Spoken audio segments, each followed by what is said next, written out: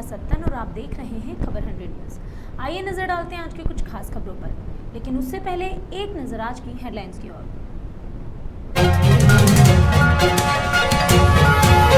इसकी ताबड़तोड़ कार्रवाई, पुलिस ने आरोपी को किया गिरफ्तार। अवैध देसी कट्टे के साथ घूम रहा था आरोपी। नेमावर में पीड़ित परिवार से मिले मध्य प्रदेश के मंत्री कमल पटेल। जघन्य हत्याकांड में शामिल दोषियों को सख्त सजा दिलाने की कही बात। और इंदौर में नाबालिग के साथ हुई छेड़छाड़, सौतेले पिता पर ही लगा छेड़छाड़ का आरोप। पुलिस ने मामले में शुरू की है जांच पड़ताल।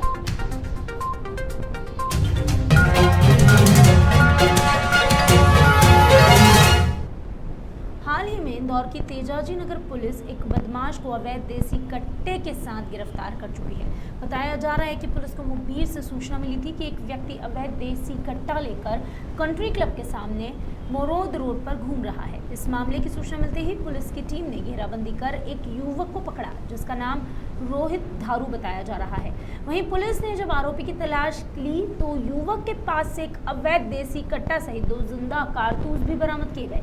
पुलिस ने आरोपी के खिलाफ आर्म्स एक्ट सहित अन्य धाराओं में मामला दर्ज किया है और फिलहाल पुलिस आरोपी से इस पूरे मामले की जांच पड़ताल कर रही है। थाना तेजाजी नगर पर कल मुखबिर की सूचना पर कंट्री क्लब करके यहाँ पर एक कंट्री क्लब करके बंद रेस्टोरेंट है, जो उसी रोड के ऊपर जानकारी मिली कि एक रोहित नाम का आरोपी है, मोरोद का रहने वाला। वो कट्टा और कारतूस के साथ में है और अगर पुलिस उसको समय पर पकड़ेगी तो वो मिल जाएगा। तो पुलिस ने जो है घेराबंदी करके उसको पकड़ा तो उसके पास से एक देसी अवैध कट्टा मिला और 2 कारतूस मिले हैं। पुलिस द्वारा आरोपी को गिरफ्तार कर माननीय न्यायालय में पेश किया गया, जो जेल चला गया है। शनिवार को कृषि मंत्री कमल पटेल नेमावर में हुए जघन्य हत्याकांड के पीड़ित परिवार से मिलने पहुंचे। यहां कृषि मंत्री पीड़ित परिवार के सदस्यों से मिले और मृतक के परिवार को उन्होंने सांत्वना भी दी। साथ ही आश्वस्त किया कि परिवार को पूर्ण सुरक्षा दी जाएगी और दोषियों को सख्त से सख्त सजा मिलेगी। इसी दौरान देखने में आया कि पीड़ित परिवार से मिलने पहले कृषि मंत्री ने देवास जिले के पुलिस कप्तान शिव झा को पीड़ित परिवार को पूर्ण सुरक्षा देने के निर्देश भी दिए।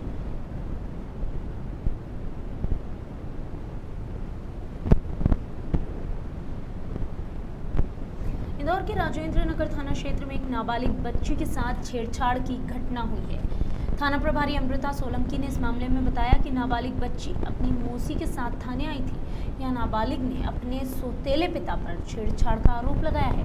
पूछताछ करने पर पता चला कि पीड़िता के माता पिता का तलाक हो गया था, जिसके बाद उसकी मां ने दूसरी शादी कर ली। अब नाबालिग बच्चे के सौतेले पिता ने उसके साथ छेड़छाड़ की है।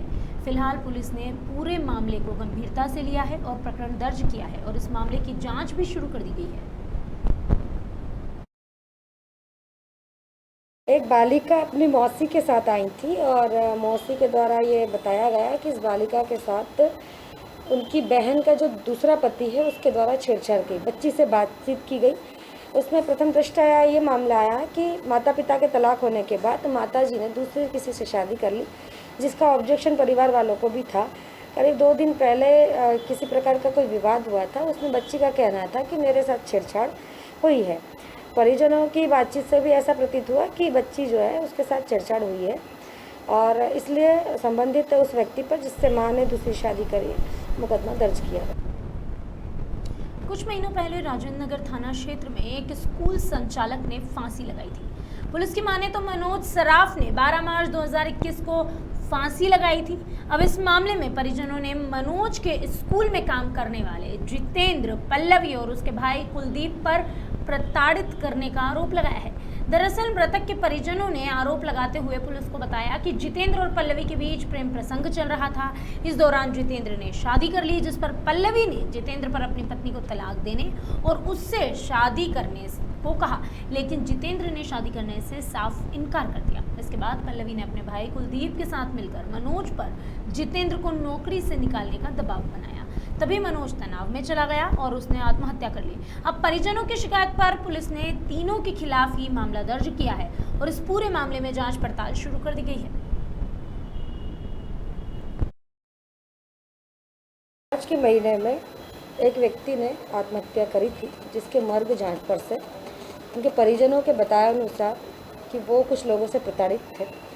पूरी जांच की गई। जांच के दौरान जिन लोगों के नाम आए उस विषय पर कल एफआईआर दर्ज की गई है।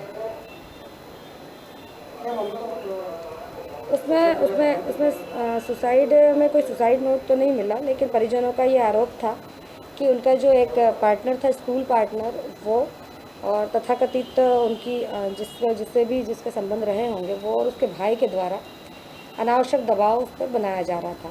करीब 6-7 महीने इसलिए वो डिप्रेशन में रहे और डिप्रेशन का इलाज वो करवा रहे थे और उन्होंने आत्महत्या जैसा कदम उठाया। इंदौर के आज़ाद नगर थाना क्षेत्र में शादी का झांसा देकर युवती के साथ दुष्कर्म करने का एक मामला सामने आया। दरअसल मूसाखेड़ी में रहने वाली एक युवती ने शिकायत दर्ज कराई है कि नर्सिंग होम में गोलू नाम के एक युवक से उसकी पहचान हुई थी। इसके बाद दोनों में प्रेम हुआ और युवक ने शादी का झांसा देकर कई बार उसके साथ शारीरिक संबंध भी बनाए, लेकिन अब युवक शादी के लिए मना कर रहा है और उसके साथ मारपीट भी कर रहा है। ऐसे में पुलिस ने मामले की गंभीरता को समझते हुए युवक के खिलाफ केस दर्ज किया है और इस पूरे मामले की जांच शुरू कर दी है।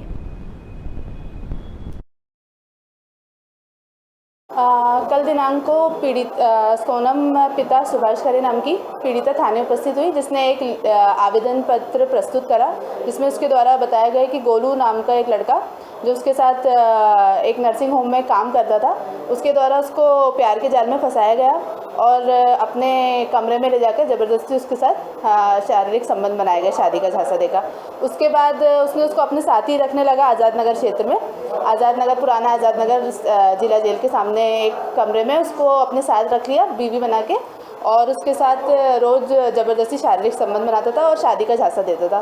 और लड़की ने शादी करने का बोला तो उसके साथ दिनांक 6 जुलाई को बहुत ज़्यादा मारपीट करी गई उसके द्वारा, और जिसके कारण लड़की बहुत डर गई और फिर वो उसने अपनी बहनों को बताया कल, और फिर उसकी बहनों के साथ कल वो रिपोर्ट लिखाने के लिए थाने उपस्थित हुई। अभी के लिए बस इतना ही, लेकिन खबरों का सिलसिला लगातार रहेगा जारी। जुड़े रहिए खबर 100 न्यूज़ के साथ, जनता की बुलंद आवाज़।